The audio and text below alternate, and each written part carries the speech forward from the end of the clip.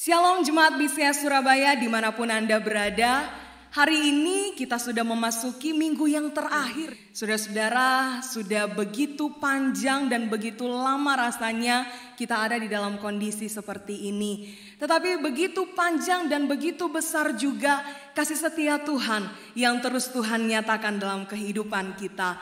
Karena itu mari saat ini, hari ini kita mau datang beribadah kepada Tuhan yang sudah menyertai, yang sudah memimpin setiap kita sampai dengan saat ini.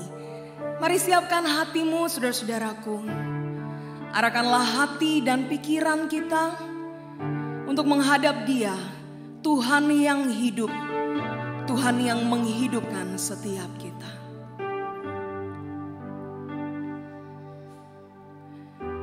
Ibadah hari ini kami mulai dengan satu pengakuan bahwa pertolongan kami datangnya dari Tuhan yang adalah pencipta langit, bumi, dan segala isinya. Turunlah kiranya atas setiap kami kasih karunia dan damai sejahtera dari Allah Bapa, Anak, dan Roh Kudus. Amin. Saudara-saudaraku, setiap hari punya kesusahannya sendiri. Tetapi setiap hari pun saudara dan saya bisa merasakan akan kasih setia Tuhan. Ada kebaikan demi kebaikan, kemurahan Tuhan yang terus Tuhan nyatakan bagi setiap kita. Karena itu mari kita mau datang di hadapannya. Kita mau naikkan syukur kita kepada Tuhan. Kita mau bersyukur untuk berkat kemurahan Tuhan. Dialah Tuhan yang sudah menyertai setiap kita. Dia bahkan Tuhan yang sudah menyediakan masa depan yang indah bagi setiap kita.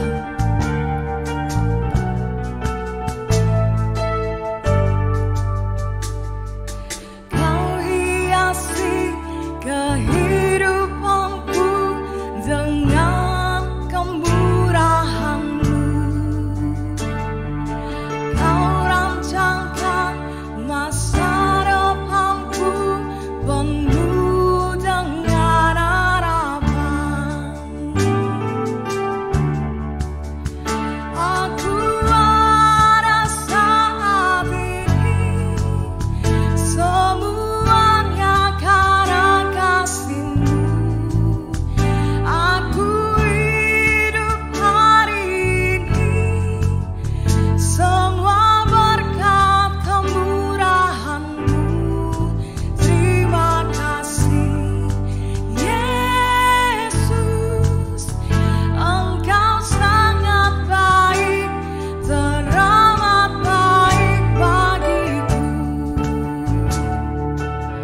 Mari naikkan pujian ini, naikkan syukur kita kepada Tuhan. Kau hiasi kehidupanku dengan kemurahan-Mu. Kau rancangkan masa depanku penuh dengan harapan. Amin. Aku merasa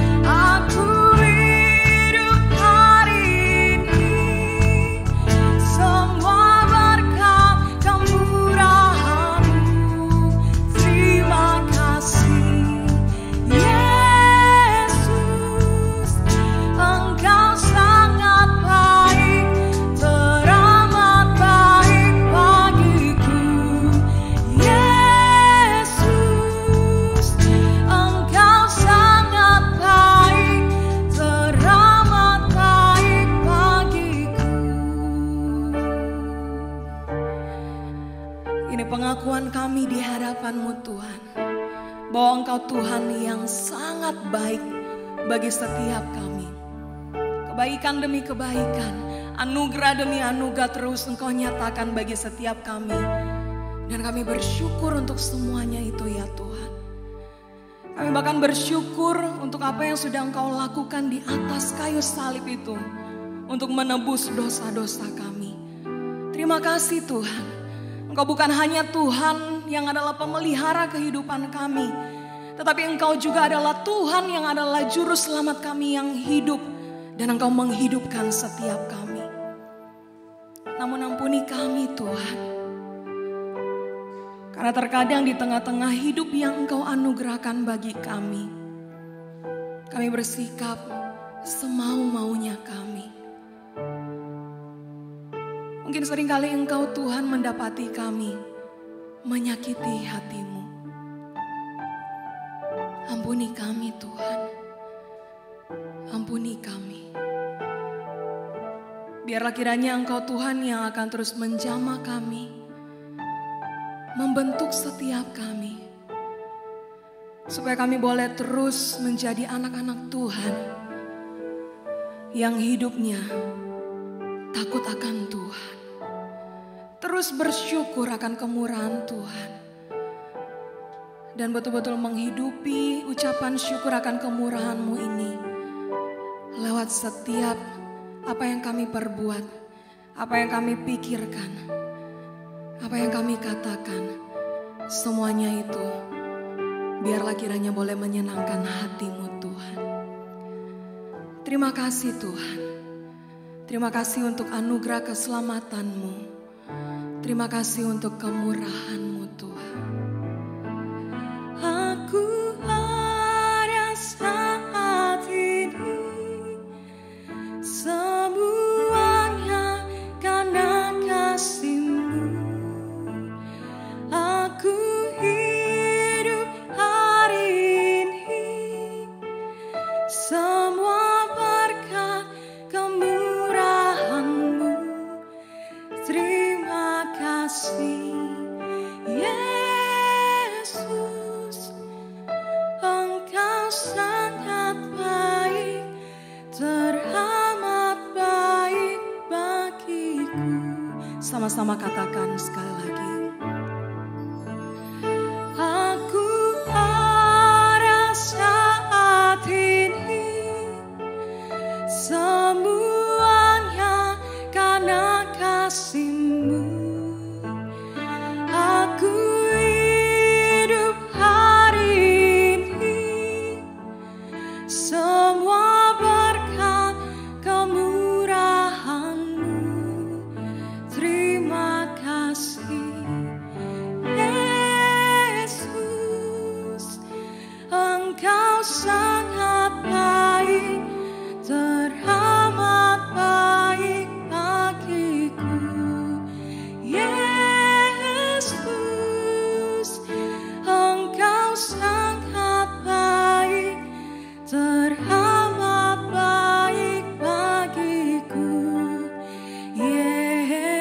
Yesus, Engkau sangat baik, teramat baik bagiku. Tak henti-hentinya kami mau berkata bahwa kami punya Tuhan yang baik, karena memang sudah terbukti dan akan terus Engkau nyatakan bahwa Engkaulah Tuhan yang baik, Engkau Tuhan yang berkuasa, Engkau Tuhan yang perkasa, Engkau Tuhan yang sanggup untuk melakukan segala sesuatu untuk mendatangkan kebaikan bagi setiap kami anak-anak-Mu. Terima kasih ya Tuhan. Dengan penuh ucapan syukur, dengan penuh sukacita, kami mau lebih dan lebih lagi bersorak-sorai hanya bagi-Mu Tuhan. Di dalam nama Tuhan kami Yesus Kristus kami berdoa. Amin.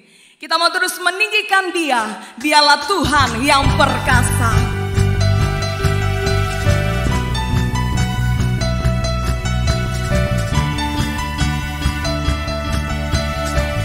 Dialah Tuhan yang perkasa. Dialah sumber pengharapan setiap kita. Mari Bapak Ibu Saudaraku, Kita mau bersorak-sorai hanya bagi Dia.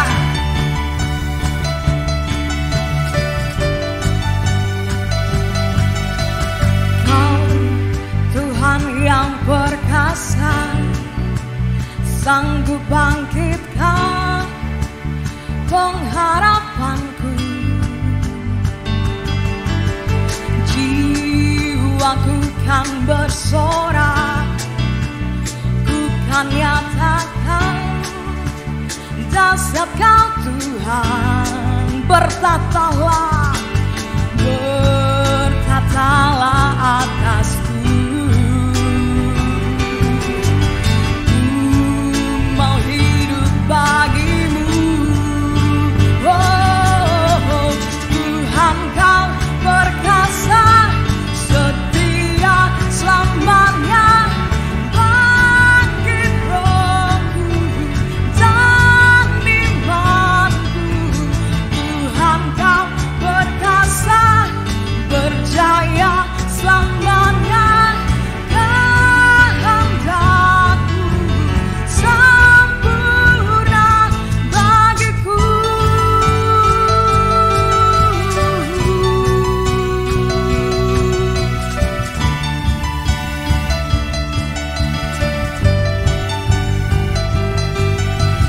Kau Tuhan yang perkasa, sanggup bangkitkan pengharapanku. Jiwaku kan bersorak, ku kan nyatakan dahsyat Kau Tuhan. Berkatalah atasku, ku mau hidup, mau hidup bagimu. Oh, Tuhan Kau perkasa, setia selamanya. Bangkit rohku dan imanku, Tuhan Kau perkasa, berjaya selamanya. Kehendakmu sempurna, Tuhan Kau perkasa, setia selamanya. Bangkit rohku dan imanku, Tuhan Kau perkasa, berjaya selamanya. Kehendakmu sempurna, Tuhan Kau perkasa, setia selamanya. Bangkit rohku dan imanku, Tuhan Kau perkasa, berjaya selamanya. Kehendakmu sempurna bagiku.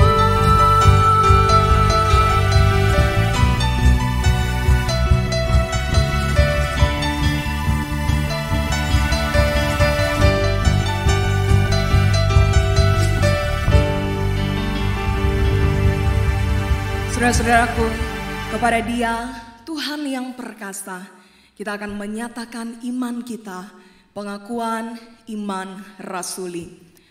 Aku percaya kepada Allah, Bapa yang Maha Kuasa, Halik langit dan bumi, dan kepada Yesus Kristus, anaknya yang tunggal Tuhan kita, yang dikandung dari Roh Kudus, lahir dari anak darah Maria, yang menderita sengsara di bawah pemerintahan Pontius Pilatus, disalibkan, mati dan dikuburkan, turun ke dalam kerajaan maut. Pada hari yang ketiga, bangkit pula dari antara orang mati, naik ke surga, duduk di sebelah kanan Allah, Bapa yang Maha Kuasa. Dan dari sana Ia akan datang untuk menghakimi orang yang hidup dan yang mati. Aku percaya kepada Roh Kudus, gereja yang kudus dan am, persekutuan orang kudus, pengampunan dosa, kebangkitan tubuh, dan hidup yang kekal. Amin. Bapak Ibu Saudara yang terkasih di dalam Tuhan, kalau kita bicara tentang kebaikan Tuhan, kasih setia Tuhan, itu tidak perlu kita ragukan lagi. Ia yang memanggil kita adalah setia dan Ia membuktikannya. Justru bagi saya secara pribadi, khususnya di masa-masa seperti ini, saya terus bertanya, kalau Tuhan setia, bagaimana dengan saya? Bagaimana denganmu? Apakah kita tetap setia mengikut Tuhan? Saudara, mungkin saat ini adalah saat di mana Tuhan ingin menyapa setiap kita lewat kebenaran firman-Nya melalui hamba-Nya yang akan membentuk setiap kita untuk kita boleh menjadi pribadi-pribadi yang tetap setia sampai pada akhirnya.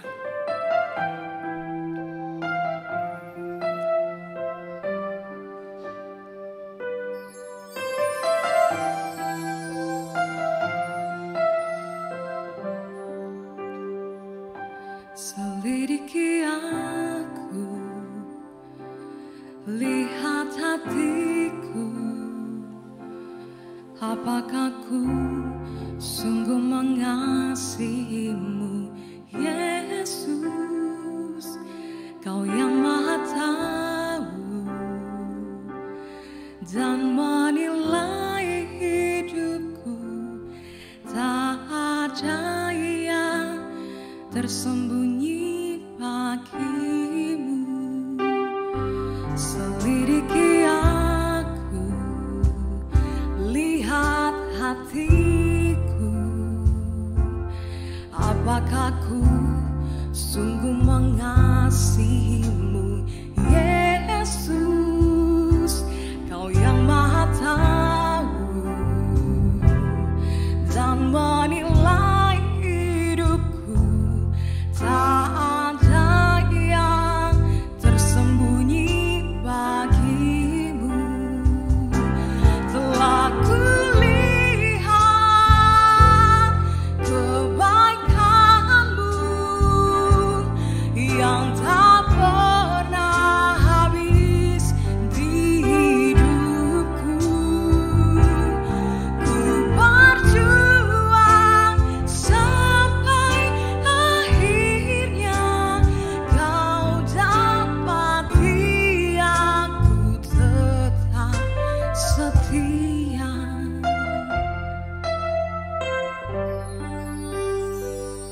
Selidiki aku, lihat hatiku, apakah ku sungguh mengasihimu, Yesus, Kau yang Maha Tahu dan menilai hidupku, tak ada yang tersembunyi bagimu. Telah kulihat kebaikan-Mu yang tak pernah habis di hidupku. Ku berjuang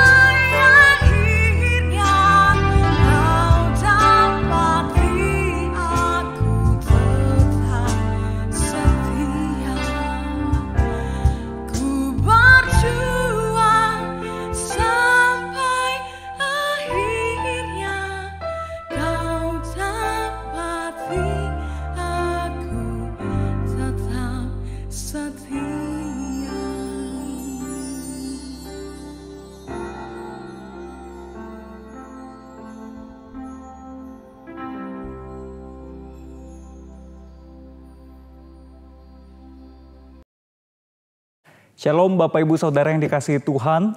Kita mengucap syukur untuk kesempatan kita boleh beribadah pada hari ini.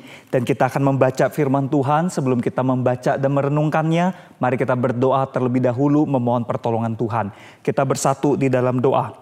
Bapa kami yang bertata di atas kerajaan surga, terima kasih untuk hari ini kami boleh kembali diberikan kesempatan untuk beribadah di hadapan Tuhan. Sungguh ini anugerah Tuhan, sungguh ini semua kebaikan Tuhan. Ya Tuhan, berkati dan tolonglah kami saat kami bersama-sama akan membaca firman-Mu, merenungkannya. Mohon pertolongan Roh Kudus memberikan pertolongan, pengertian, pemahaman kepada setiap kami, sehingga kami semua bisa mengerti firman-Mu dengan baik. Dan mohon Roh Kudus juga menolong hamba-Mu di dalam segala kelemahan, kekurangan, keterbatasannya, supaya ia juga dapat menyampaikan kebenaran firman Tuhan ini dengan baik. Terima kasih ya Tuhan, kami bersandar berserah kepada Engkau. Di dalam nama Yesus Kristus kami berdoa dan mengucap syukur. Amin. Saudara, tema kita hari ini adalah peduli tanpa menghakimi. Kita akan membuka Alkitab kita dari Matius 7 ayat 1 sampai 5. Matius 7 ayat 1 sampai 5, demikian firman Tuhan. Saya akan bacakan bagi kita sekalian, saudara dapat mengikutinya di Alkitab masing-masing. Demikian firman Tuhan. Jangan kamu menghakimi supaya kamu tidak dihakimi. Karena dengan penghakiman yang kamu pakai untuk menghakimi, kamu akan dihakimi dan ukuran yang kamu pakai untuk mengukur akan diukurkan kepadamu. Mengapakah engkau melihat selumbar di mata saudaramu, sedangkan balok di dalam matamu tidak engkau ketahui? Bagaimanakah engkau dapat berkata kepada saudaramu, biarlah aku mengeluarkan selumbar itu dari matamu, padahal ada balok di dalam matamu? Hai orang munafik, keluarkanlah dahulu balok dari matamu, maka engkau akan melihat dengan jelas untuk mengeluarkan selumbar itu dari mata saudaramu. Jemaat yang dikasihi Tuhan, ada satu waktu saya mendapat kiriman video yang dikirim lewat WhatsApp dari seorang teman. Video itu dibuat oleh seorang yang bernama Darman. Darman ini adalah seorang YouTuber. Dia biasa juga membuat video-video yang ada di YouTube. Saudara bisa melihat ya, Darman itu dia membuat video-video ilustrasi, video motivasi yang menurut saya cukup baik. Nah, dalam video yang dibagikan kepada saya pada saat itu, video itu berkisah tentang seorang CEO. CEO itu seorang bos besar ya, Chief Executive Officer, saudara. Seorang kepala, seorang bos besar di sebuah perusahaan dengan pakaian yang sangat perlente, dengan sangat rapi, dengan jas dan berdasi. Dia berjalan masuk ke dalam satu restoran pizza, saudara. Jadi dia mau pesan pizza di sana. Nah, waktu dia masuk ke restoran itu, dia berpapasan, tidak sengaja berpapasan dengan seorang homeless, seorang tunawisma yang dari penampilannya terlihat lebih tidak rapi, lebih sederhana dibandingkan dengan si pria CEO ini. Nah, waktu dia berpapasan, wah CEO ini ada sedikit kesal, saudara ya. Karena dia merasa bajunya yang rapi ini kok bertabrakan dengan pria homeless yang menurut dia bajunya mungkin lebih tidak bersih, saudara. Tapi dia abaikan. Nah, waktu si pria CEO ini kemudian memesan pizza ya, dia memesan pizza satu loyang isi 5 slice ya, 5 potong pizza itu, saudara. Kemudian dia membayar dan si pelayan mempersilahkan, oke, silakan duduk. Lalu si pria CEO ini mencari tempat duduk dan dia duduk. Nah, waktu dia duduk di seberang tempat duduknya, datanglah si pria homeless tadi, saudara. Duduk juga di seberangnya. Wah, dia mulai makin merasa tidak happy ya, makin merasa tidak senang, saudara. Lalu dia mau pindah tapi tempat yang lain juga penuh. Akhirnya dia abaikan, ya udahlah gitu ya. Terus kemudian dia duduk, saudara. Nah, waktu dia duduk, datanglah si pelayan mengantarkan satu loyang pizza ke meja tempat dia duduk itu. Nah, waktu pizza itu datang tanpa permisi, si pria homeless atau pria tunawisma itu langsung mengambil pizza dari loyang itu, dia makan langsung. Wah, si pria CEO ini terkejut, kaget, dan rasanya mau marah. Ini orang betul-betul ya, nggak ada permisi, langsung ambil. Tapi dia masih berusaha untuk mencoba sabar, saudara ya. Tapi kemudian sambil si pria homeless itu makan, dia ambil satu potong lagi. Waktu dia ambil potongan kedua, lalu marahlah si pria CEO ini, saudara ya. Dan dia berkata, sungguh unbelievable, sangat tidak bisa dipercaya. Anda kenapa tidak bekerja? Kenapa tidak kerja dan cari makan, cari nafkah untuk membiayai kebutuhan kamu sendiri. Kenapa ambil makanan orang? Betul-betul nggak tahu malu. Dia marah-marah seperti itu, saudara. Waktu dia marah-marah seperti itu, si pria homeless ini mukanya sedikit kebingungan. Lalu tidak lama kemudian datanglah si pelayan membawa 1 loyang pizza lagi, saudara. Dan waktu sedang si pria CEO ini marah-marah dan loyang kedua itu diantarkan, dia berkata kepada si pelayan itu, "Sorry, ini udah diantarkan, nggak usah diantarkan lagi." Terus si pelayan berkata, "Yang tadi punya si pria homeless ini, punya bapak ini, yang ini baru punya Anda." Dia terkejut, saudara. Ternyata dia salah. Dia sudah berburuk prasangka bahwa si pria sederhana ini mencuri pizzanya. Padahal dialah yang memakan, dialah yang mencuri pizza milik si pria sederhana ini. Nah saudara, dia betul-betul malu sekali dan dia minta maaf. Nah bagusnya di dalam video itu si pria sederhana itu dengan tersenyum berkata, "It's okay, ya makan aja, mau makan pizza saya lagi juga silakan," saudara. Nah dari kisah ini kita bisa lihat ya, kita bisa petik satu pelajaran seperti pepatah dalam bahasa Inggris yang mungkin juga pernah kita lakukan di dalam hidup kita yang berkata, "Don't judge a book by its cover." Jangan menghakimi atau menilai sebuah buku dari covernya, saudara ya. Kadang kita tuh kalau mau beli buku, kita kan bukunya disegel kan. Kita cuma bisa lihat covernya. Dengan lihat covernya kita bilang, "Nih buku pasti bagus nih." Padahal baru lihat covernya. Atau covernya jelek terus kita bilang, "Ini buku pasti jelek." Padahal baru lihat covernya, belum baca isinya. Nah saudara, belum tentu. Kadang covernya bagus, isinya kadang-kadang tidak bagus. Kadang-kadang covernya biasa saja. Tidak menarik, tapi isinya bagus banget, saudara. Nah, belum tentu. Maka kita jangan menjudge a book by its cover dan juga jangan menjudge seseorang hanya dari penampilannya saja, saudara. Orang yang suka judge a book by its cover, menghakimi atau menilai sebuah buku dari covernya atau seseorang dari penampilannya, di dalam bahasa Inggris ada satu kata sifat yang disebut judgmental, saudara. Judgmental. Dalam kamus Cambridge atau Cambridge Dictionary, judgmental ini diartikan seperti ini, saudara ya. Too quick to criticize people. Jadi terlalu cepat untuk mengkritik seseorang. Tending to form opinions too quickly. Jadi kita tuh punya kecenderungan untuk membentuk sebuah pendapat ya atau beberapa pendapat terlalu cepat. Especially when disapproving of someone or something. Terutama waktu kita tidak setuju atau kita tidak suka atau kita berseberangan dengan seseorang atau dengan sesuatu hal, saudara. Dengan kata lain, judgmental itu di dalam bahasa Indonesia bisa kita terjemahkan sebagai cepat berburuk sangka. Cepat berprasangka buruk. Cepat menghakimi kesalahan atau kekurangan seseorang, terutama ketika kesalahan atau kekurangan itu menurut kacamata kita nggak sesuai dengan apa yang kita harapkan atau tidak sesuai dengan apa yang kita suka, saudara. Nah, berbicara tentang menghakimi, di dalam teks Matius 7 ayat 1 yang tadi kita baca tadi juga ada kata menghakimi. Ya, firman Tuhan berkata, "Jangan kamu menghakimi supaya kamu tidak dihakimi." Bapak Ibu Saudara yang kasih Tuhan, ayat ini seringkali disalahpahami ya oleh mungkin banyak orang juga mungkin termasuk kita, bahwa seolah-olah kita tidak boleh sama sekali menghakimi orang lain supaya kita juga tidak dihakimi oleh orang lain. Apakah betul demikian maksud ayat ini, saudara? Kalau memang seperti itu maksudnya, artinya kita tidak pernah boleh berkata orang lain itu salah dan kita tidak boleh mengoreksi orang lain. Karena waktu kita berkata, "Kamu salah nih begini," itu kita sudah menghakimi. Karena artinya kan kita sudah menjudge, kita sudah menilai itu salah. Maka kita berkata, "Kamu harus perbaiki kesalahan kamu." Nah, itu tuh sudah bentuk dari menilai atau menghakimi. Apakah betul seperti itu, saudara? Untuk memahami maksud ayat ini, kita harus ingat waktu kita baca satu ayat Alkitab, kita tidak boleh melepaskannya dari seluruh konteks di mana ayat itu berada. Nah, ayat 1 dari pasal 7 kitab Matius ini tidak terlepas dari ayat-ayat berikutnya, saudara. Terutama dari ayat 2 sampai ayat 5. Kalau kita baca ayat-ayat berikutnya, kita akan memahami bahwa maksud firman Tuhan di sini tidak demikian. Terutama kalau kita lihat ayat 5 ya, saya bacakan buat kita sekalian.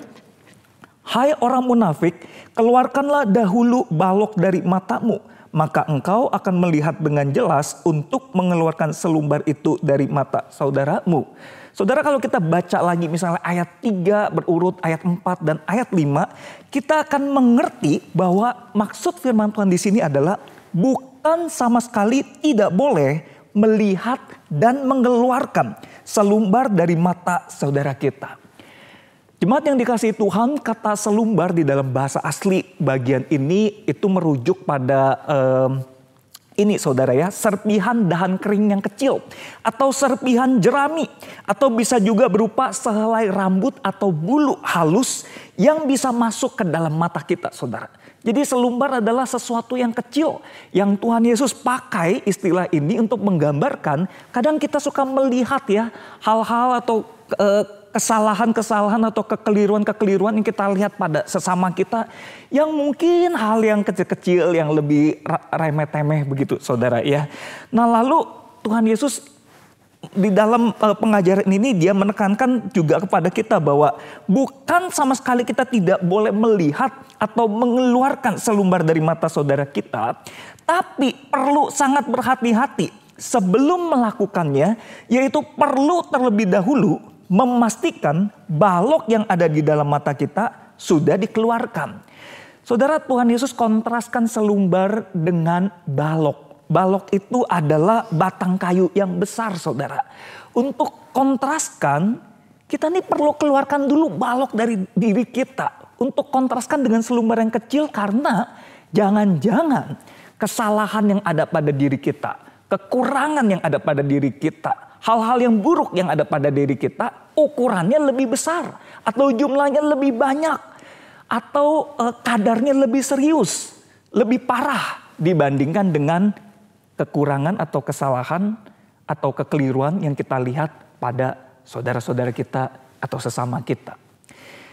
Nah Bapak Ibu jemaat yang dikasihi Tuhan, Tuhan Yesus memberikan peringatan serius kepada murid-murid pada saat itu, yang juga berlaku kepada kita yang hidup pada zaman sekarang ini tentang hal ini, saudara. Kenapa? Jawabannya ada di ayat 2. Ayat 2 berkata, karena dengan penghakiman yang kamu pakai untuk menghakimi, kamu akan dihakimi. Dan ukuran yang kamu pakai untuk mengukur akan diukurkan kepadamu. Artinya saudara, kita perlu sadar, orang pun bisa memperlakukan kita seperti kita memperlakukan mereka. Kalau kita menghakimi, kita mengukur sesuatu, ya kita mengoreksi orang dengan cara kita, orang bisa pakai cara yang sama juga untuk menghakimi, mengukur sesuatu kepada kita atau mengoreksi kita. Dan kita perlu berhati-hati. Karena kalau kita tidak memastikan kita sudah keluarkan balok dari diri kita. Dan ternyata ketika hal itu terjadi, kita tuding-tuding orang, kita koreksi-koreksi orang. Ternyata waktu orang koreksi balik kepada kita, dan ternyata kita memang lebih buruk. Hal yang kita lakukan ternyata lebih fatal atau lebih besar ya kadar keparahannya dibandingkan yang kita lihat kepada orang-orang yang tadi kita koreksi itu akan mempermalukan diri kita. Dan akan membuat kita menjadi orang munafik. Sebagaimana yang disebutkan oleh Tuhan Yesus di ayat 5 saudara. Dan satu hal lagi yang kita perlu berhati-hati adalah begini. Waktu kita cepat-cepat koreksi-koreksi orang, ya hakimi atau nilai orang. Kalau kita tidak berhati-hati, jangan-jangan letak masalahnya bukan pada orang-orang yang kita lihat, yang kita anggap bermasalah. Jangan-jangan letak masalahnya di kita, saudara. Kalau kita nggak lihat diri kita dulu, kita tidak mawas diri, kita tidak koreksi diri dulu. Jangan-jangan letak masalahnya malah di kita. Jangan-jangan saudara-saudara kita ini ternyata sebenarnya tidak bersalah. Jangan-jangan yang bersalah justru kita. Wah, itu akan lebih fatal. Akan lebih memalukan lagi buat kita, saudara. Jemaat yang dikasihi Tuhan, saya pernah mengalami satu peristiwa yang menjadi satu pelajaran buat saya ya. Waktu itu saya sedang melayani di satu gereja, saudara. Dan di satu ruangan, di ruangan sekitar ruangan itu tuh ada AC-AC ya di lokasi itu yang sudah tua, saudara. Jadi AC atau pendingin ruangan yang sudah tua ini beberapa memang sudah rusak, sudah tidak dingin, kadang-kadang bisa mengeluarkan suara-suara yang aneh dan sebagainya. Nah satu kali selesai pelayanan di ruangan itu, saya sedang berbincang-bincang dengan beberapa teman remaja.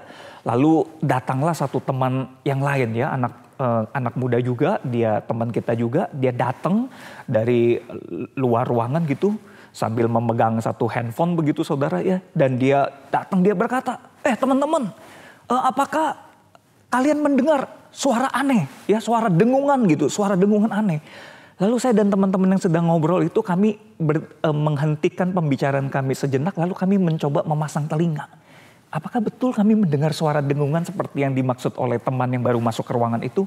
Terus kita berpikir, tadi sih sempat ada dengar suara dengung gitu. Tapi kita tidak terlalu memperhatikan karena kan asik ngobrol.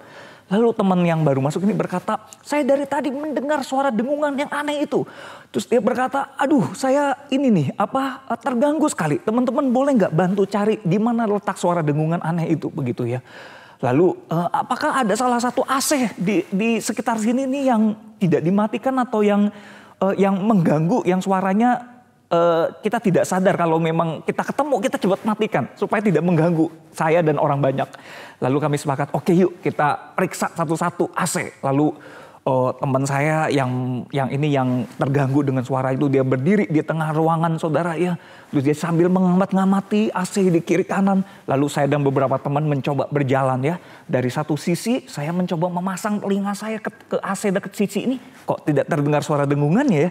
Tapi anehnya waktu saya berjalan menjauh gitu ya, ada suara dengungannya.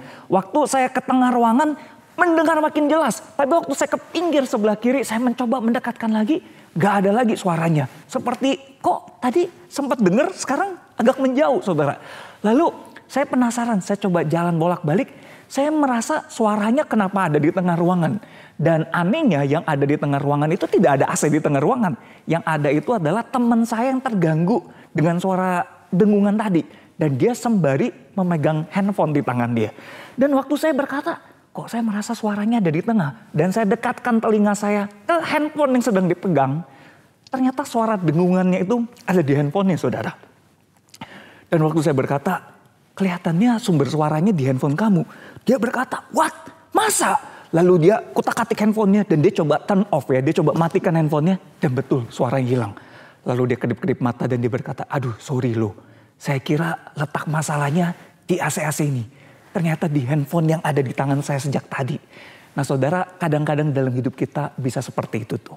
Kita mengira letak masalahnya ada di luar kita. Jangan-jangan sumber masalahnya ada di dekat diri kita sendiri. Nah karena itu perlu sekali kita tuh mawas diri saudara. Nah secara singkat untuk menyimpulkan pengajaran Tuhan Yesus di dalam Matius 7 ayat 1-5 ini. Boleh disimpulkan seperti ini saudara. Kita itu tidak boleh judgmental dalam arti cepat-cepat menghakimi, cepat berburuk prasangka, ya, cepat berpikir buruk tentang orang lain, itu tidak boleh. Tetapi kita boleh judge others lovingly.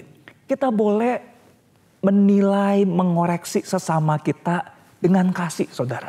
Dalam arti kita boleh justru ya harus tunjukkan kepedulian dan kasih kita kepada sesama kita untuk memberitahu kalau memang ada sesuatu yang keliru dengan kasih. Tapi juga dengan hati-hati kita jangan sampai jadi orang munafik saudara. Nah kenapa saya tambahkan kata lovingly di sini dalam kurung ya atau dengan kasih saudara. Karena kalau kita lihat konteks dekat dari Matius 7 ayat 1-5 yaitu ada di ayat 12. Beberapa ayat di bawah pengajaran Tuhan Yesus ini, di sana firman Tuhan berkata, segala sesuatu yang kamu kehendaki supaya orang perbuat kepadamu, perbuatlah demikian juga kepada mereka. Itulah isi seluruh hukum Taurat dan kitab para nabi. Saudara, bagian pengucapan atau pengajaran Tuhan Yesus di sini itu mirip dengan hukum kasih yang Tuhan Yesus juga ajarkan ya kepada murid-murid di Matius 22 ayat 37-40. Di ayat 37 Tuhan Yesus berkata, kasihilah Tuhan Allahmu dengan segenap hatimu, dengan segenap jiwamu, segenap akal budimu, dengan sepenuh-penuhnya saudara. Kemudian berlanjut ke ayat 39 dan Tuhan Yesus berkata, kasihilah sesamamu manusia seperti dirimu sendiri. Pada kedua hukum inilah tergantung seluruh hukum Taurat dan kitab para nabi. Ayat 39b sampai 40 itu kita lihat ada kemiripan dengan ayat 12 di pasal 7 saudara. Dari sini kita bisa mengerti saudara bahwa Ketika Tuhan Yesus mengajarkan tentang hal kita menghakimi atau mengoreksi sesama kita yang perlu dilakukan dengan sebuah sikap kehati-hatian. Memastikan balok itu dikeluarkan dulu dari diri kita. Jangan sampai kita menjadi orang munafik. Itu pun ada konteks kasihnya saudara ya. Jadi kita diajarkan oleh Tuhan dalam hal menghakimi atau mengoreksi itu pun harus dilakukan dalam konteks kasih. Bentuk kepedulian, bentuk kasih sayang kita kepada sesama. Jadi tidak boleh kita mengoreksi seseorang itu tidak ada kasihnya. Kita menjadi orang yang judgmental kalau tidak ada kasih. Karena tendensi atau kecenderungan atau motivasi kita untuk mengoreksi barangkali bukan untuk kebaikan dia, tapi untuk menjatuhkan dia. Tetapi kalau kita punya kasih, kita tidak akan ada niatan buruk kepada orang-orang yang kita mau koreksi itu. Kita akan beritahu baik-baik dan kita kasih tahu itu untuk kebaikan dia. Bukan untuk mempermalukan dia, bukan untuk menyakiti dia, bukan untuk melukai dia. Saudara, maka secara praktis pelajaran yang kita bisa petik dan kita bawa pulang untuk kita lakukan dari pelajaran firman Tuhan ini adalah yang pertama, saudara, kita harus keluarkan dulu balok dalam tanda kutip dari mata kita. Kita harus keluarkan dulu balok dalam tanda kutip dari mata kita.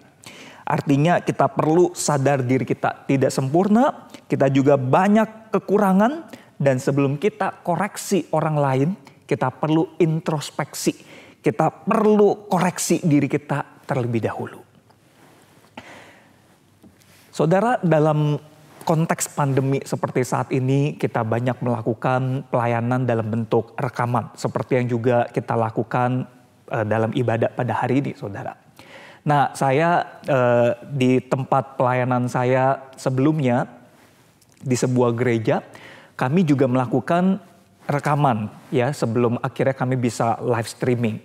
Nah, waktu kami melakukan rekaman, kami juga berdiri di mimbar gereja, di depan mimbar gereja seperti ini. Lalu kemudian di belakang itu kan ada backgroundnya, biasa ada dinding saudara ya, dinding gereja atau kadang-kadang ada latar belakang salib dan sebagainya.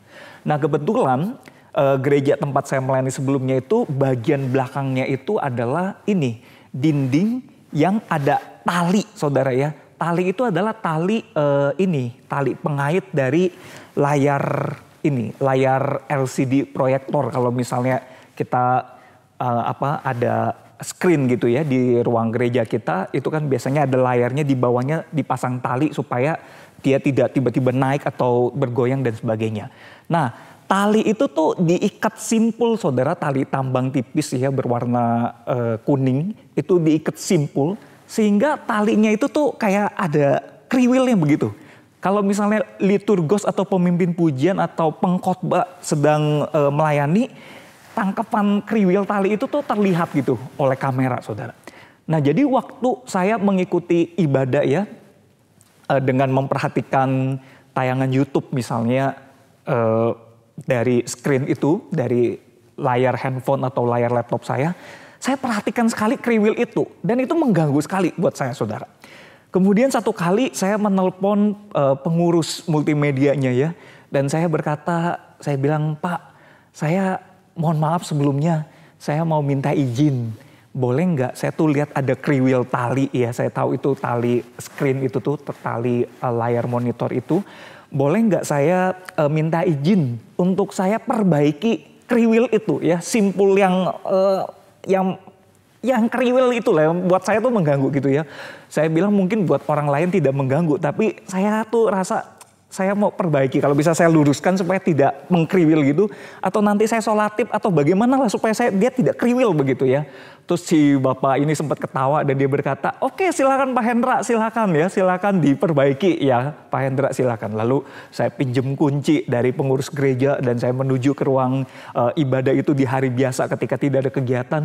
Dan saya memperbaiki saudara, ternyata tidak bisa diluruskan karena simpulnya diikat cukup keras. Lalu akhirnya saya sholatip supaya dia tidak kriwil dan dia jadi lurus seperti itu. Nah sebetulnya saudara, selama saya mengikuti ibadah, jarak pastori tempat saya tinggal dengan sumber kriwil itu jaraknya tuh puluhan meter saudara, bahkan ratusan meter. Karena kan jauh ya, dan saya menyaksikannya kan dari handphone atau dari laptop gitu yang melihat YouTube. Itu jaraknya jauh sekali. Tapi kriwil itu saya bisa amati, saya bisa lihat saudara. Ada satu kali saya dapat kesempatan untuk melayani khotbah Natal. Renungan singkat sekitar 15-20 menit.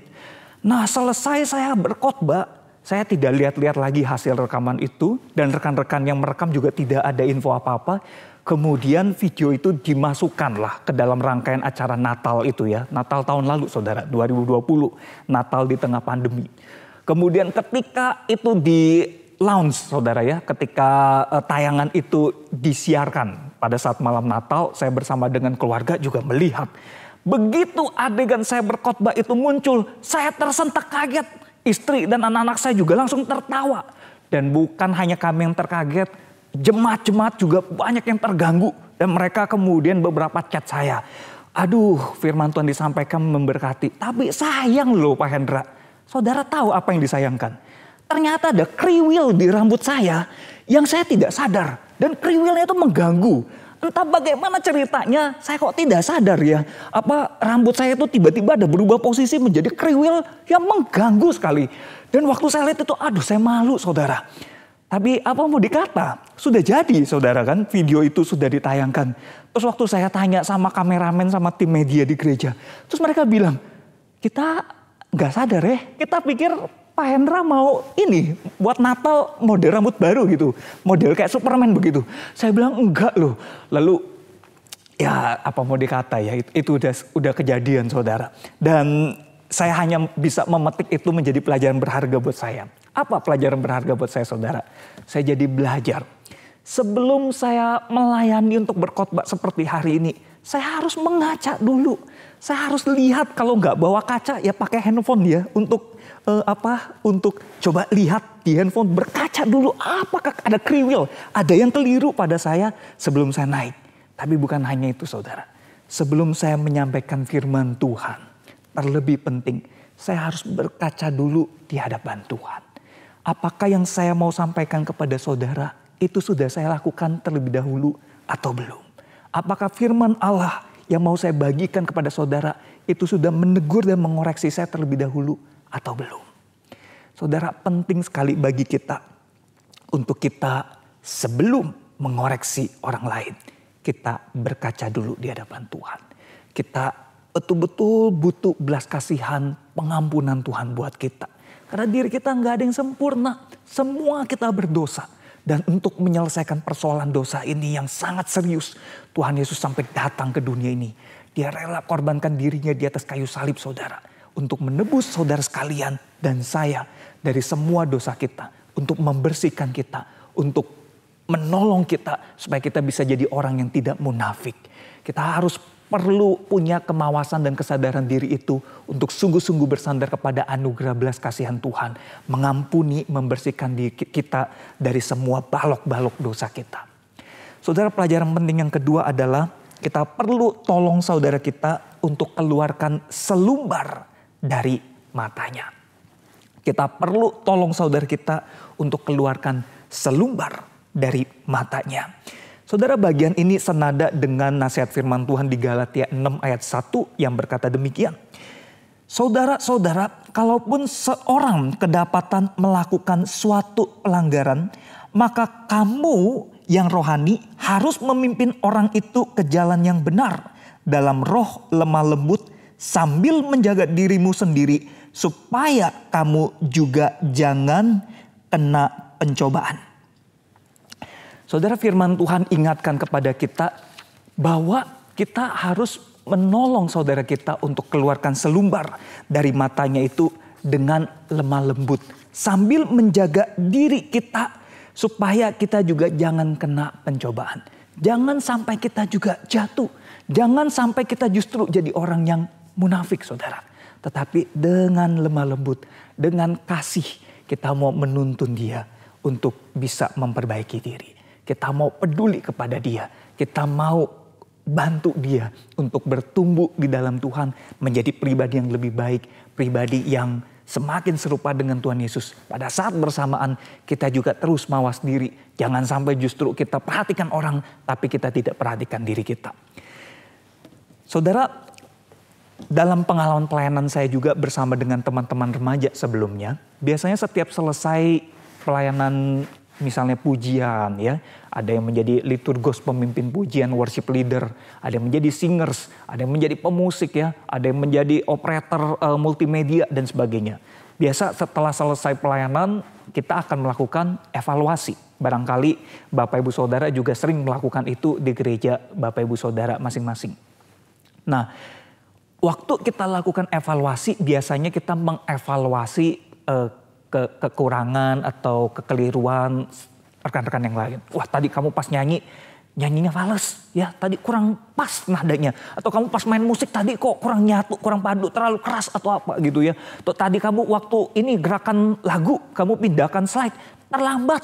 Orang sudah nyanyi refnya, kamu masih di verse, masih di bait. Nah, kadang-kadang seperti itu saudara ya, kita mengoreksi kekurangan-kekurangan yang lain. Satu kali ada satu teman yang mengusulkan, bagaimana kalau kita ganti kata evaluasi ini dengan kata refleksi.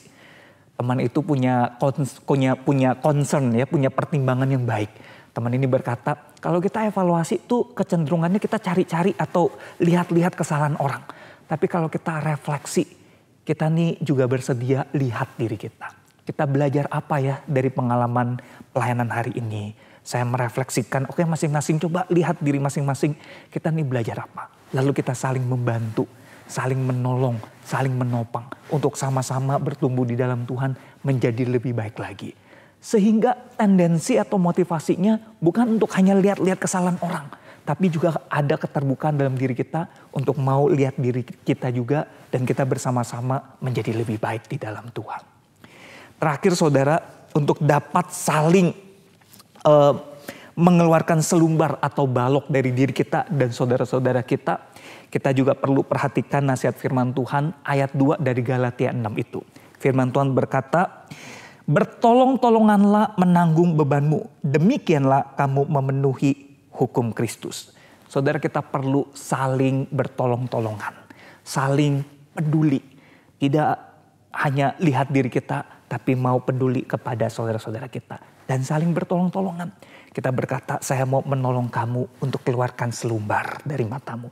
Tapi saya juga bersedia untuk dikeluarkan selumbar barangkali balok dari diri saya. Kalau kamu lihat ada yang buruk pada diri saya, silakan. Saya juga bersedia dikoreksi. Kita mau saling peduli seperti itu saudara. Sehingga kita bisa bersama-sama bertumbuh di dalam Tuhan. Bapak Ibu Saudara yang dikasihi Tuhan, di dalam konteks pandemi COVID-19 seperti yang sedang kita hadapi saat ini. Waktu misalnya kita melihat ya ada orang-orang di dekat kita. Beberapa waktu terakhir ini ada begitu banyak orang-orang yang ada di dalam lingkaran dekat kita. Mungkin teman kita, mungkin tetangga kita, mungkin anggota gereja di tempat kita beribadah dan melayani. Mungkin keluarga kita, mungkin saudara-saudara kita terkena COVID. Waktu terkena COVID itu kita tuh mudah sekali tergoda untuk keluar nada penghakiman. Baik terucapkan maupun ada di hati atau pikiran kita. Yaitu mungkin kita bisa keluar kata-kata seperti ini. Ah, dia sih tidak jaga prokes. Dia tidak jaga protokol kesehatan dengan baik. Saya lihat di Instagram dia masih sering jalan-jalan. Masih sering makan di luar. Sering tidak pakai masker. Foto deket-deket. Saya lihat dia ngobrol dengan ngobrol dengan orang ya jaraknya dekat sekali. Wah, dia sih tidak patuh prokes. Pantas aja dia tertular. Dia diminta stay at home. Masih sering keluar rumah. Masih jalan-jalan. Saudara, kita tuh mudah tuh tergoda untuk keluar nada-nada penghakiman seperti itu. Kita perlu ingat saudara. Kita tidak pernah tahu secara pasti konteks kehidupan saudara-saudara kita tersebut. Barangkali dia perlu keluar rumah. Karena dia harus keluar untuk bekerja. Untuk mencari nafkah mencukupi kebutuhan dia dan keluarganya. Barangkali kalau kita lihat dia seperti kok masih refreshing, masih jalan-jalan. Barangkali dia sudah sangat suntuk, sudah sangat tertekan di rumah. Dan sangat butuh untuk keluar, untuk merefresh, menjaga keseimbangan hidupnya. Saudara, kita tidak pernah tahu secara pasti bagaimana konteks kehidupan mereka. Dan kalaupun benar saudara, kalaupun benar Apa yang kita nilai, memang mereka lalai prokes. Mereka memang lalai menjaga protokol kesehatan. Apakah nada penghakiman ini akan menolong meringankan beban mereka yang terkena COVID? Sama sekali tidak, saudara. Justru akan menambah beban kesulitan mereka. Jadi kalau tidak ada manfaatnya, untuk apa kita keluarkan nada penghakiman ini? Sebaliknya saudara, kalau misalnya amit-amit kita yang terkena COVID, itu juga mudah sekali membuat kita gampang tergoda untuk keluar nada penghakiman. Kita menuduh-nuduh, kita menuding-nuding gara-gara si A, gara-gara si B, gara-gara dia. Dia tidak pakai masker, dia dekat-dekat dengan saya, dia ini dan sebagainya. Kita tuding-tuding orang, kita mulai melihat kanan kiri dan kita berkata gara-gara dia maka saya jadi tertular. Saudara, virus ini kecil saudara. Apakah kita betul-betul bisa pastikan gara-gara si A, si B itu kita tertular? Belum tentu. Barangkali waktu kita tanpa sadar misalnya kita pergi ke minimarket atau pergi ke tempat mana yang kita sedang belanja sesuatu. Lalu di sanalah barangkali kita bisa tertular. Kita tidak tahu. Atau misalnya kita pas ada di satu daerah yang kita tidak sadar sama sekali. Jadi belum tentu saudara. Dan karena ini belum tentu, ini juga tidak ada manfaat apapun waktu kita tuding-tuding seperti itu. Malah ada mudarat, ada keburukan yang bisa merusak relasi kita dengan sesama kita. Dengan tuding-tuding seperti itu kalau terdengar oleh saudara kita, tentu mereka akan merasa terlukai bukan? Maka itu saudara, buanglah jauh-jauh semua nada penghakiman di dalam situasi pandemi COVID-19 ini. Tapi marilah kita melakukan nasihat firman Tuhan untuk kita selalu mau saling peduli, saling memperhatikan, saling bertolong-tolongan. Dan kalau sampai kita harus memberikan koreksi, itu betul-betul untuk kebaikan saudara-saudara kita. Kalau tidak ada kebaikan sama sekali, kita abaikan, kita lupakan, jangan kita lakukan. Kiranya firman Tuhan boleh menolong kita dan memberkati kita semua. Amin. Mari kita bersatu di dalam doa. Bapa dalam surga, kami manusia-manusia yang lemah di hadapan-Mu. Seringkali kami gampang tergoda untuk keluar nada-nada penghakiman kepada sesama kami. Karena mungkin itu yang bisa meredakan stres kami atau membuat kami merasa sedikit lebih tenang. Tapi sesungguhnya itu adalah hal yang salah, hal yang tidak sesuai dengan firman Tuhan. Ketika kami bersikap judgmental, ketika kami berburuk prasangka kepada orang lain yang tidak ada faedahnya sama sekali. Tetapi sebaliknya ketika firman Tuhan ingatkan bahwa kami justru harus saling peduli, saling memperhatikan. Waktu kami harus mengoreksi sesama kami mengoreksi mereka dengan kasih. Tetapi juga dengan terlebih dahulu memperhatikan diri kami. Mengeluarkan balok yang ada dalam diri kami di hadapan Tuhan. Mohon Roh Kudus menolong kami bisa lakukan firman-Mu dengan baik. Terima kasih ya Tuhan, terima kasih. Tolong kami di dalam masa yang tidak mudah ini, supaya kami bisa bersama-sama melewati kesulitan ini dengan baik dengan pertolongan Tuhan. Terima kasih ya Bapa, di dalam nama Tuhan Yesus Kristus kami berdoa dan mengucap syukur. Amin.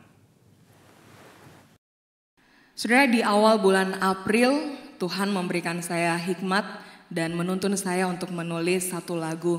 Dan ketika menuliskan lagu ini, saudara-saudara, saya belajar untuk mau taat kepada rancangan Tuhan.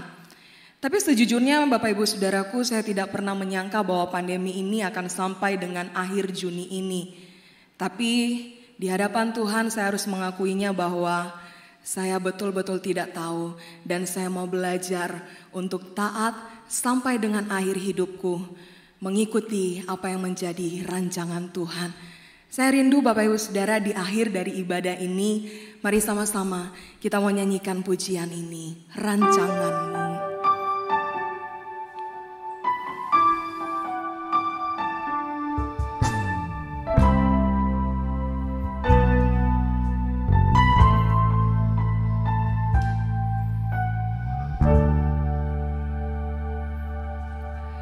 Rancangan-Mu itulah yang terbaik, dan jalan-Mu yang terindah bagiku. Meski kadang tak dapat ku mengerti, namun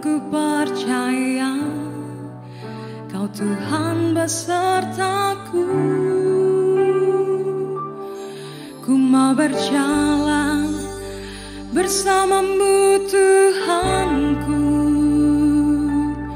ku mau berjuang, jalani semua. Ku mau setia di dalam kehendak-Mu sampai akhir hidupku. Ku mau taat pada rancangan-Mu.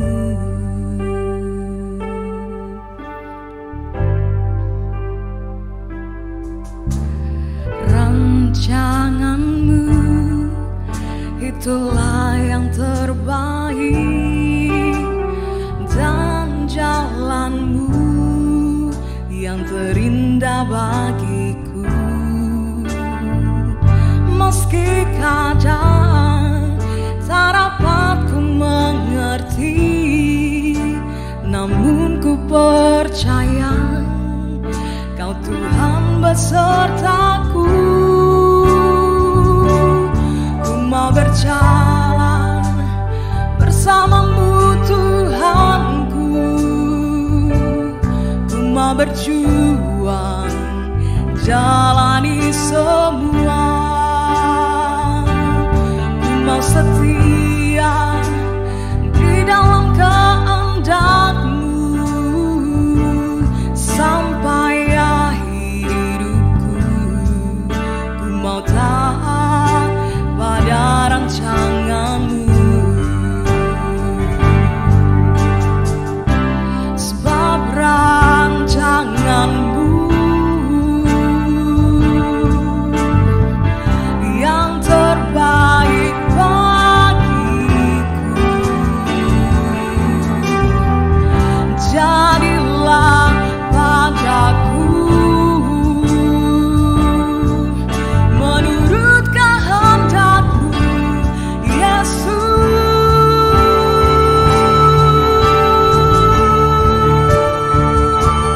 Ku mau berjalan bersama-Mu Tuhanku, ku mau berjuang, jalani semua. Ku mau setia di dalam kehendak-Mu sampai akhir hidupku. Ku mau taat, ku mau berjalan bersama-Mu Tuhanku, ku mau berjuang, jalani semua. Ku mau setia di dalam kehendak-Mu sampai akhir hidupku. Ku mau taat sampai akhir hidupku. Ku mau taat sampai akhir hidupku. Ku mau taat pada rancangan-Mu.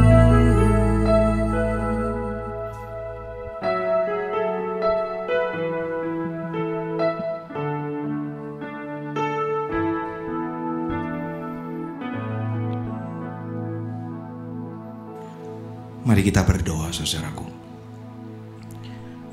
Sesungguhnya Tuhan, bagi kami manusia yang lemah dan terbatas ini, masa depan itu tidak bisa kami ketahui ataupun bahkan kami perkirakan. Karena itu kami mau belajar untuk merendahkan diri di hadapan Tuhan. Karena kami percaya di tangan Tuhanlah masa depan itu. Tanpa terasa kami sudah berjalan lebih dari 3 bulan terakhir dalam situasi seperti ini. Tanpa terasa sudah 15 minggu berturut-turut kami beribadah dengan cara seperti ini. Dan sesungguhnya kami tidak pernah tahu sampai kapan kami akan menjalaninya. Kami harus bersiap menghadapi berbagai macam perubahan di masa yang akan datang. Tapi satu hal yang kami mau belajar adalah menjalaninya dengan tetap setia berpegang kepada Tuhan. Karena kami tahu rancangan-Mu itulah yang terbaik bagi kami. Kami mau belajar untuk tetap taat, karena kami tahu bahwa sesungguhnya kehendak-Mu lah yang terbaik buat kami. Karena itu Tuhan, di ibadah terakhir di bulan Juni ini, sekali lagi kami mau datang menaruh komitmen kami, sekaligus pengakuan jujur kami. Di dalam ketidakpastian, di dalam ketidaktahuan, di dalam ketidakmengertian akan banyak hal, kami mau belajar untuk taat, setia, dan terus mempercayai Tuhan yang akan memimpin perjalanan kami ke depan. Kami menyerahkan masa depan kami, karena kami tahu di tangan-Mu lah semua yang terbaik sudah Kau sediakan. Kami akan mempersiapkan diri memasuki bulan yang baru. Kami harus mempersiapkan diri untuk memasuki tantangan-tantangan yang baru, kebiasaan dan pola hidup yang baru. Kami terus memohon pertolongan Tuhan. Kuatkan dan teguhkan kami. Pimpinlah langkah kami, supaya kami tidak berpaling ke kiri dan ke kanan, tapi terus memandang kepada salib Tuhan yang menjadi terang bagi perjalanan kami. Tolong kami untuk tetap bergantung penuh kepadamu, percaya bahwa segala yang Tuhan izinkan akan mendatangkan kebaikan bagi hidup kami, dan semua itu pada akhirnya boleh kami pakai untuk memuliakan nama Tuhan. Kami serahkan hidup kami serahkan keluarga kami serahkan orang-orang yang kami kasihi, kami serahkan masa depan kami serahkan pekerjaan kami serahkan semua itu di tangan Tuhan. Karena kami tahu Tuhan sudah merancang yang terbaik untuk semuanya itu. Kami bawa bangsa dan negara kami.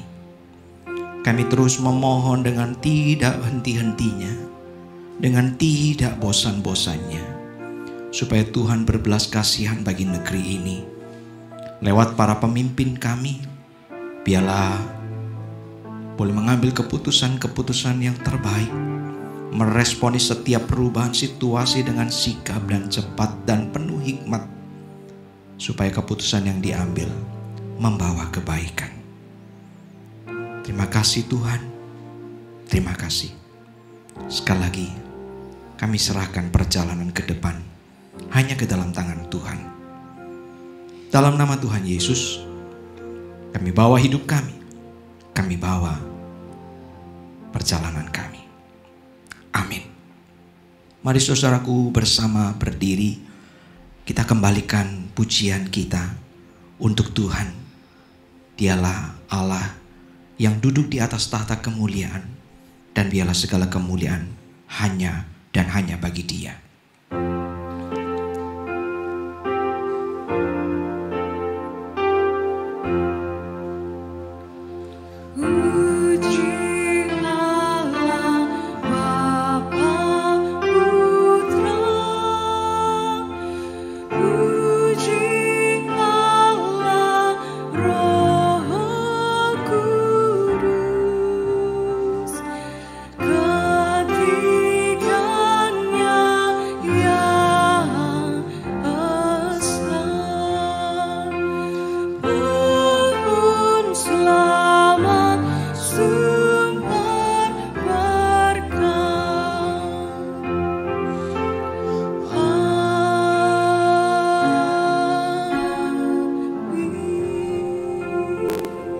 Jemaat Tuhan, arahkan hatimu kepada Tuhan dan terimalah berkat-Nya.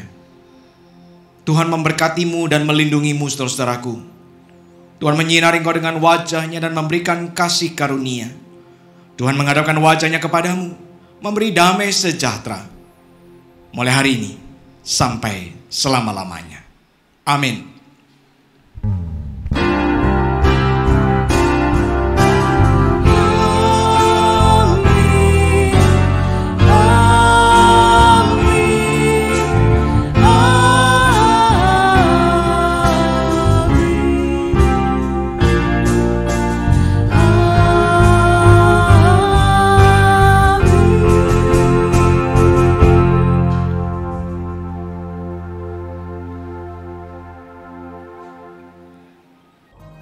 sekarang jemaat Tuhan, di akhir ibadah ini saya ingin menyampaikan beberapa pengumuman untuk kita perhatikan bersama. Yang pertama, saatnya yang dinanti-nantikan akan segera tiba.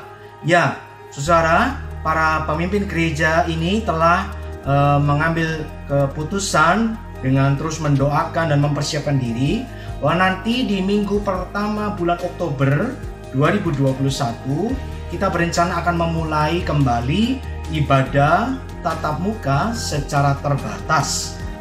Karena ruangan gereja kita ada di area mall atau pusat perbelanjaan, maka saya berharap saudara kemudian juga mempersiapkan diri untuk memenuhi persyaratan-persyaratan seperti yang diatur oleh pemerintah untuk kita masuk ke mall. Yang pertama tentu saja dipersyaratkan bahwa saudara yang hadir adalah yang dalam keadaan sehat, tidak sedang demam, ya, dan kemudian juga saudara punya akun Peduli Lindungi dan setidaknya telah divaksin 1 kali. Dengan demikian, saudara nanti akan diizinkan untuk masuk mall dan kemudian masuk ke ruang ibadah kita yang biasa kita pakai di ruang 440 di area Food Society atau Food Court Grand City Mall.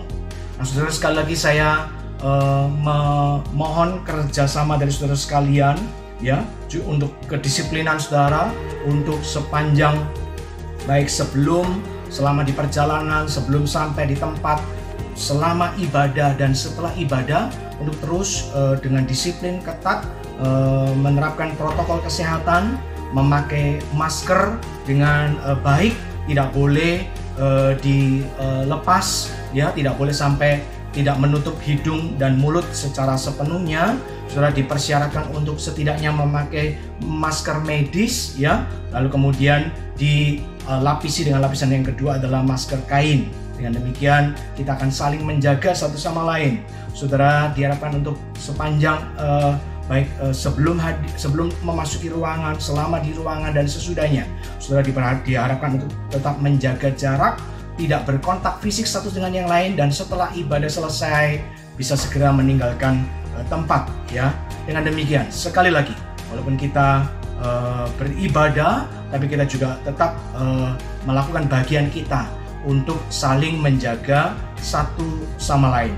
Yang boleh hadir adalah yang berusia 12 tahun ke atas dengan persyaratan tadi, ya, mempunyai akun Peduli Lindungi, yang sudah minimal divaksin 1 kali, karena itu semua menjadi persyaratan sebelum saudara masuk pintu mall bahkan.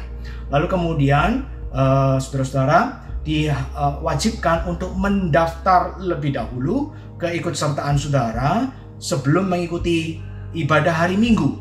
Jadi selambat-lambatnya nanti pada hari Rabu sebelum Minggu ibadah, saudara harus mendaftar lewat nomor WA gereja kita.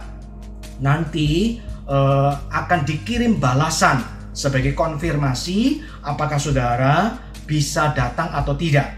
Mengingat kapasitas ruangan masih sangat terbatas. Kemudian kita juga mencoba mengatur, nanti mungkin dibutuhkan pengaturan secara bergantian atau yang lain, ya. Jadi intinya saudara wajib mendaftar, lalu kemudian saudara akan menerima balasan konfirmasi, baru saudara boleh hadir. Nanti hari Minggu saudara harus bisa menunjukkan WhatsApp balasan dari nomor gereja kita. Untuk itu kemudian saudara bisa masuk ruangan beribadah. Sekali lagi, inilah memang keterbatasan-keterbatasan yang harus kita jalani, ya, mengingat situasi yang sudah tidak sama lagi seperti dahulu kala. Mari terus doakan supaya situasi wabah ini bisa semakin melandai, kita bisa semakin menjalani kehidupan dengan kebiasaan-kebiasaan, dengan tata cara hidup yang baru ini, ya, supaya kita tetap bisa beribadah tapi juga tetap menjaga kesehatan, ya. Terus doakan supaya jangan sampai terjadi situasi yang buruk kembali sehingga kita gagal lagi untuk beribadah tatap muka secara terbatas.